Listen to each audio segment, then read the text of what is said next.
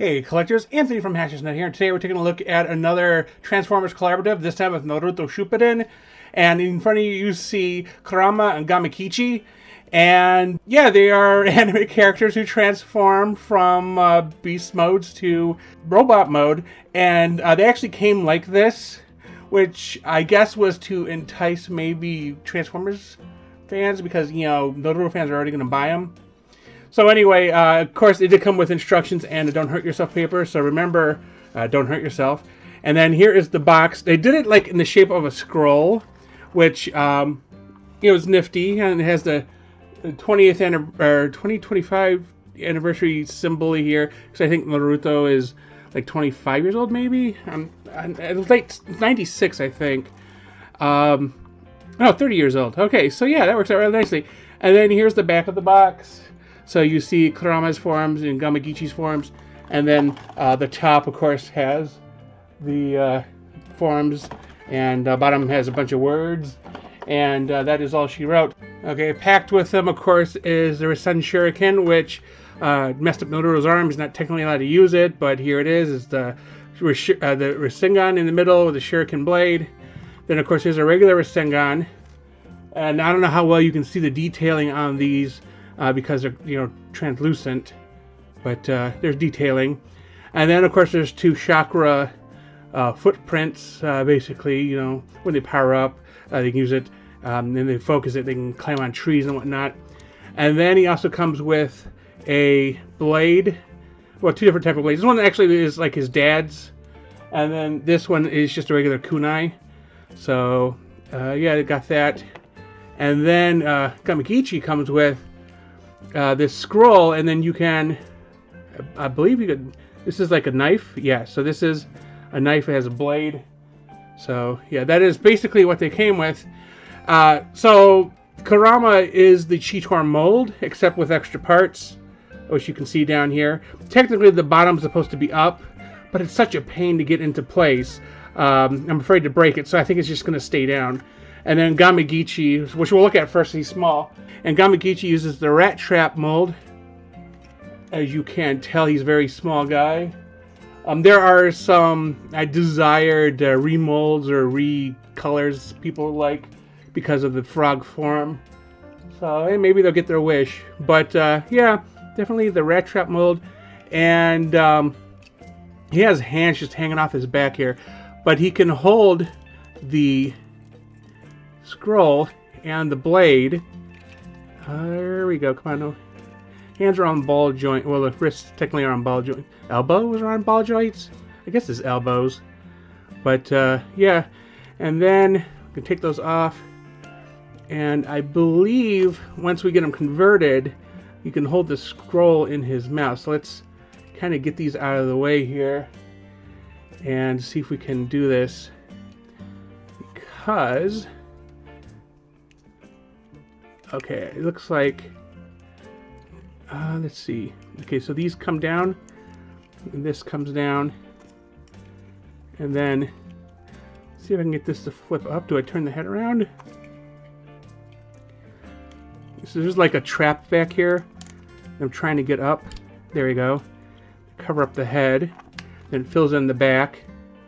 Now, Gamakichi, or anybody who knows, he wears like a shirt of some type. So that's kind of like where I think they're going with this.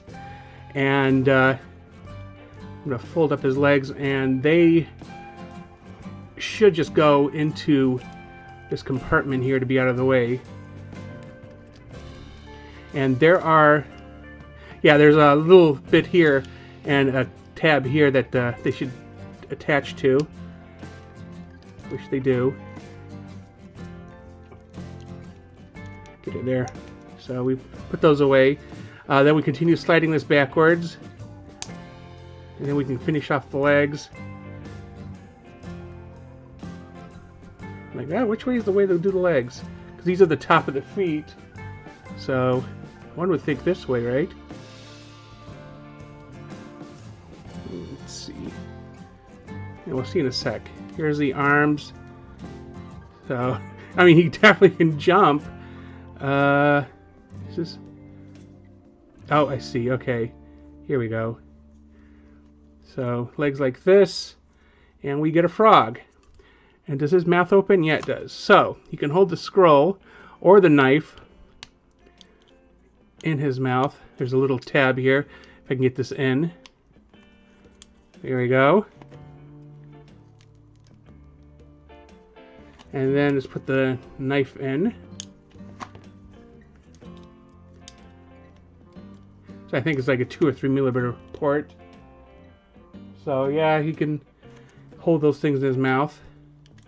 Getting a little bit of hiding face syndrome. Looks like it's his tongue, so I guess that doesn't hurt too bad. Anyway, so yeah, that's him in a nutshell. And weapon storage, of course. It looks like they set tabs on the top here. If I can get them in. There, one.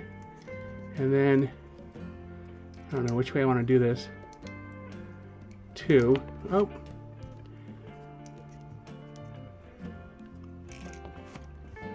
Small hole, small peg. There we go. So storage. So we'll put him aside. And we get to this guy. Now you can clearly tell that the ears are a different color than the rest because this is a softer plastic. But yeah, you've got the the little shoes. I wish they had that little belt on them, or I mean, at least they had the exposed toes. But he even has a hand that opens, and got like 2 fingers up so he can, you know, summon something. I guess he's supposed to have 2 fingers, but whatever. And then of course here's the back. The tails are on ball joints, and so that's pretty much the tour of him. Essentially, as I said, the deluxe Cheetor mold from a while ago, and the conversion is almost exactly the same. You just have to be careful because of these ears. But before we go off and start converting them, we can get them to hold things. I think I did this before, but I don't like. He has the this extra joint here that comes out of his hand. Like you can get it to hold it like this, but like this piece comes out, and that maybe it's for these. Is it? No. Okay.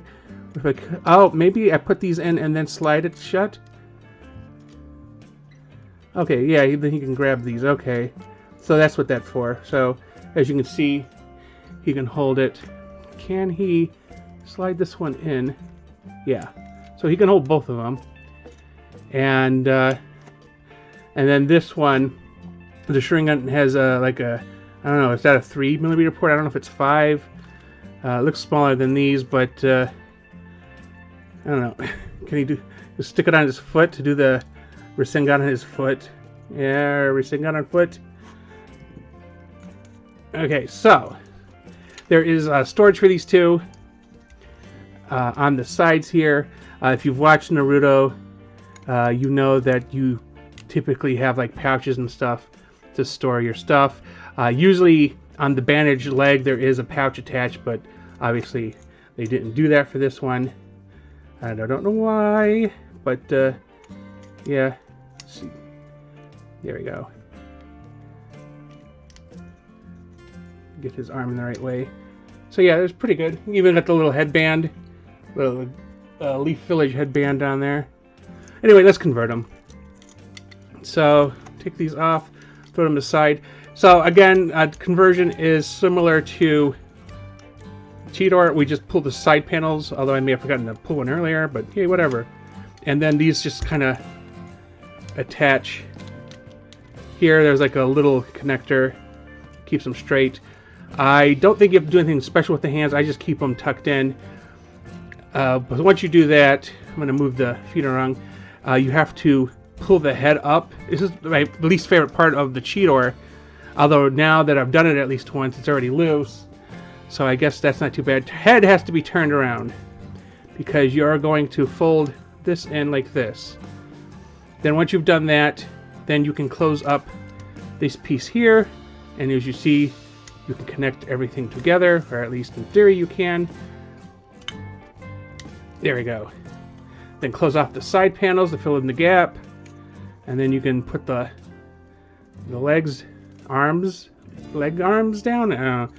Anyway, fold back the back legs, and then they insert accordingly, and then you can do this. Now, again, keep in mind that this normally folds up in bot mode, but it's such a pain in the butt that I don't even bother, because I'm afraid to break it. But here he goes. Let's close his mouth. I was hoping he'd have like a peg in there so we could throw the Rasengan out, but he doesn't, because I mean that would be perfect to just be able to stick in his mouth.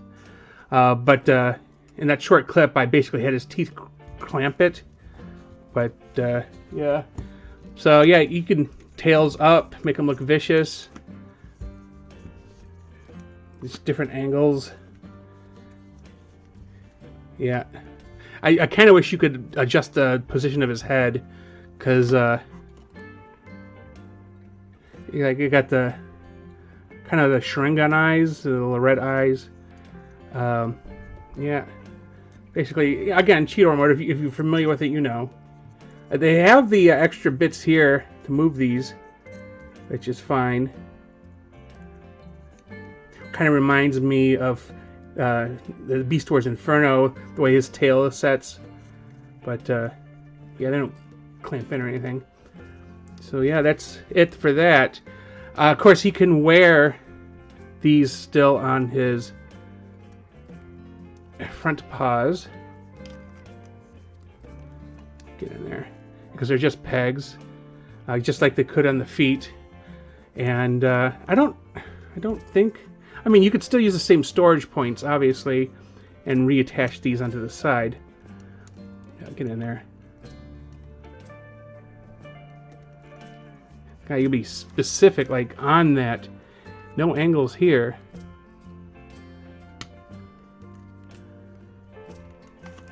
Come on. There we go. So you can have them armed up. But yeah, that's essentially it. You make them as vicious as you want.